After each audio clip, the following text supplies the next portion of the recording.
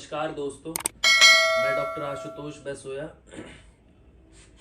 Shri Ram dental care and wellness care, skin, laser and hair transplant centre. और आज की video का टॉपिक होने वाला है hair fall and hair thinning. ये एक ऐसी प्रॉब्लम हो चुकी है या बन चुकी है जिससे दोनों मैन एंड वुमेन दोनों ही इससे सफ़र कर रहे हैं। और मेरे क्लिनिक पे हेयर फॉल के केसेस इतने ज़्यादा आ रहे हैं, हेयर थिनिंग के, मोस्टली टीनेजर्स में, जो बिल्कुल न्यू एज के बच्चे हैं, बिल्कुल 18 to 24 ईयर्स के बीच के जो बच्चे हैं, उनमें प्रॉब्लम बहुत ज़्यादा देखी जा रही है।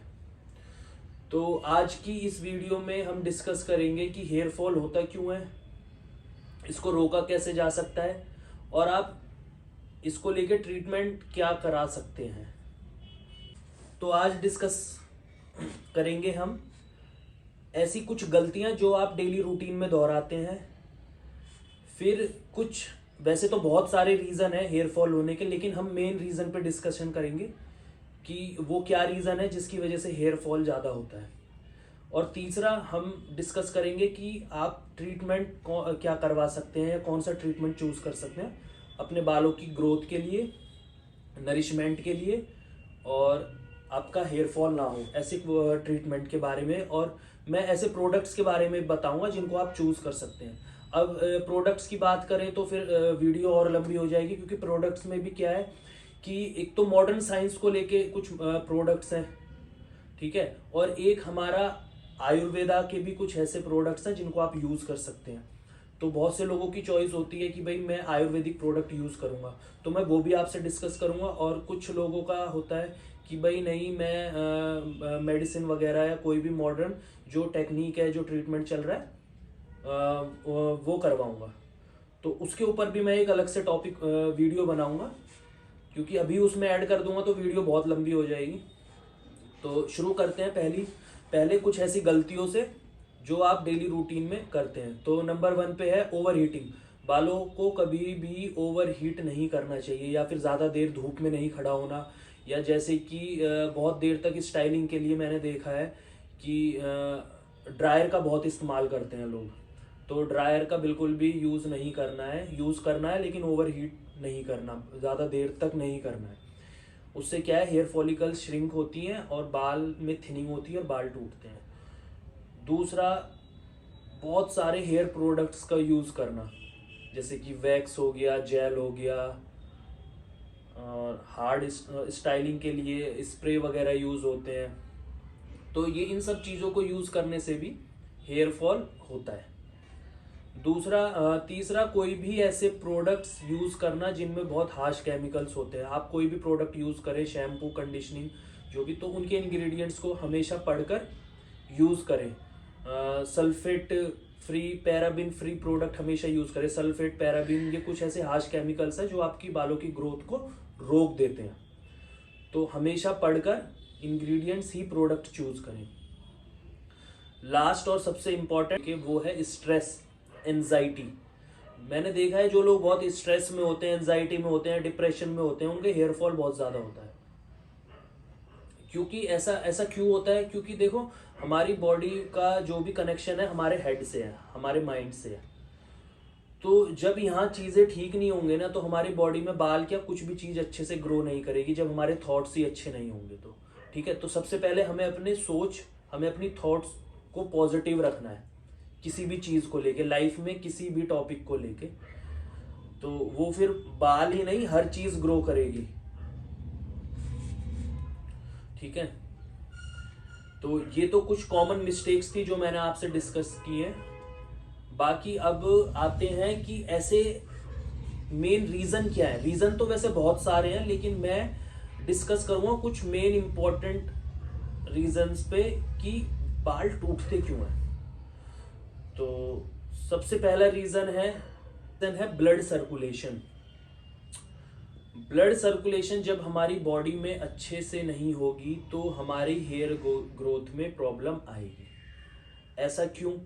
देखो, हम कुछ भी फूड खा रहे हैं, कुछ भी मील ले रहे हैं, प्रोटीन ले रहे हैं, वाइटामिन्स ले रहे हैं, मिनरल्स ले रहे हैं, वो हमारे ब्लड के थ्रू ही हमारे हर बॉडी के सेल में, मसल्स में, ऑर्गन्स में, हेड में, हेयर फॉलिकल्स में, वो ब्लड के थ्रू ही सर्कुलेट होता है या ट्रांसपोर्ट होता है।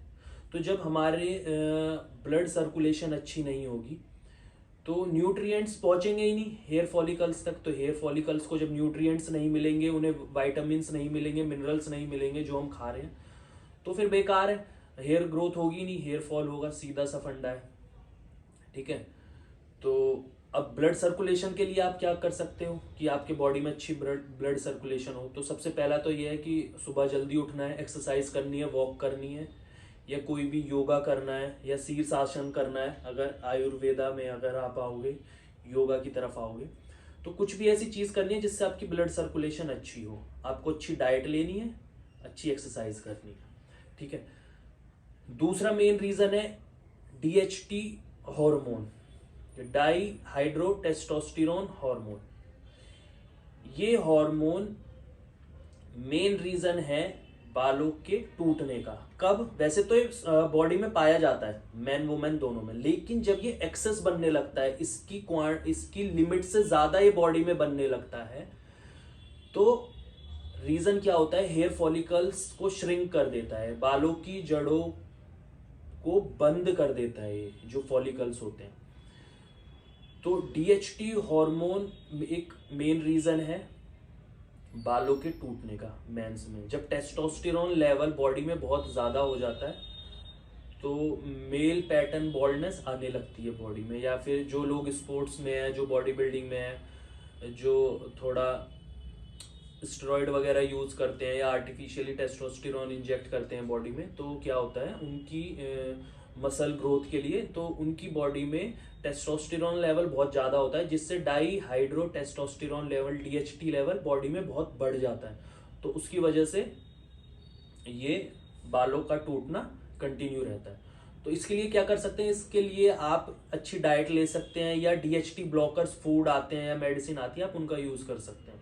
वो मैं आपको बताऊंगा बाद में अगली वीडियो में। और तीसरा मेन रीज़न होता है पुअर न्यूट्रिशन। अब न्यूट्रिशन की बात करते हैं तो जैसे कि विटामिन E हो गया, विटामिन D हो गया, कैल्शियम हो गया, फॉलिक एसिड हो गया, बायोटिन हो गया, विटामिन A हो गया, जिंक हो गया, मैग्नीशियम हो गया, आयरन हो गया। तो ये कुछ ऐसे न्यूट्रिएंट्स होते हैं जो हमारी बॉडी में बहुत ज़रूरत होती है न्यूट्रिएंट्स की हेयर ग्रोथ के लिए। हेयर्स के लिए तो बहुत ज़्यादा ज़रूरत है। तो आप अपना जो भी न्यूट्रिशन, जो भी खाना या कुछ भी मील या अपनी डाइट ले रहे हैं, तो कोशिश करें कि उसमें ये सब चीज़ें हों।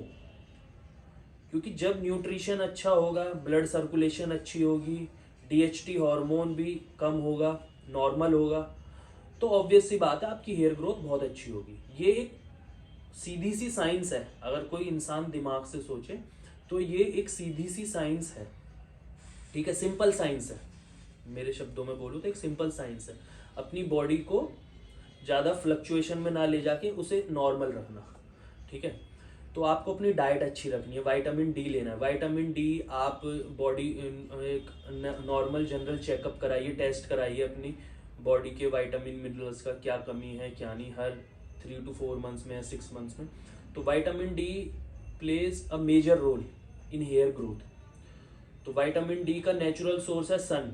आप थोड़ी देर सन में 10, 15, 20 मिनट बैठ के सन बाथ ले सकते हैं, तो उससे विटामिन D आता है। उससे क्या है, आपकी बोन भी स्ट्रांग होगी, हेयर ग्रोथ भी होगी। दूसरा विटामिन E हो गया। ठीक है, तो ये कुछ न्यूट्रिएंट्स है जिनका आपको ध्यान रखना है अपनी डाइट में। ठीक है जी। हेयर फॉल और हेयर थिनिंग को रोकना कोई मामूली बात नहीं है। ये मैं आपसे शेयर कर रहा हूँ 3 स्टेप रूटीन, जिसको आप अपनी लाइफस्टाइल में अडॉप्ट कर सकते हैं, जो आपकी हेयर फॉल में, हेयर ग्रोथ में बहुत हेल्पफुल रहेगा। अगर आप इसको अपनी लाइफस्टाइल में ऐड करते हैं तो ये काफ़ी हेल्पफुल रहेगा आपकी हेयर ग्रोथ में। क्योंकि मैंने देखा है ज़्यादातर लोग होम रेमेडीज़ पे बहुत डिपेंड रहते हैं और खाली होम रेमेडीज़ को यूज़ करने से आप हेयर फॉल या हेयर थिनिंग को नहीं रोक सकते। हमें कुछ होलिस्टिक प्लान्स को भी लाइफस्टाइल में लाना पड़ेगा जिससे कि हेयर फॉल ख़त्म हो जाए। तो वो होलिस्टिक प्लान्स क्या हैं उनके बारे में भी मैं बात करूँगा आपसे। Best head massage oil, almond oil, castor oil, coconut oil और वैद्यनाथ का महाभृंगराज तेल। ये बेस्ट ऑयल है जिससे आप मसाज कर सकते हैं अपने बालों को 3 से 4 बार हफ्ते में, और मसाज करने के आधे 1 घंटे बाद आप हेयर वॉश कर सकते हैं, जो हेयर ग्रोथ में काफ़ी हेल्पफुल है। हेयर फॉल होने का मेन रीज़न होता है डैंड्रफ होना स्कैल्प पे, फंगल इन्फेक्शन होना स्कैल्प पे, बियर्ड पे फंगल इन्फेक्शन होना, पैचेस बनना। तो मैं आपसे शेयर कर रहा हूँ कुछ शैम्पू और एंटी फंगल क्रीम जो आप यूज़ कर सकते हैं।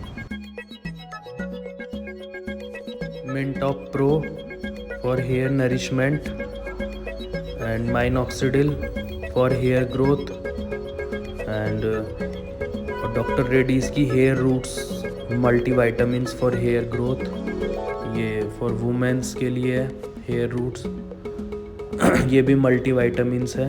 तो ये मैंने कुछ चीज़ें आपसे शेयर की थी जो आप यूज़ कर सकते हैं हेयर ग्रोथ के लिए।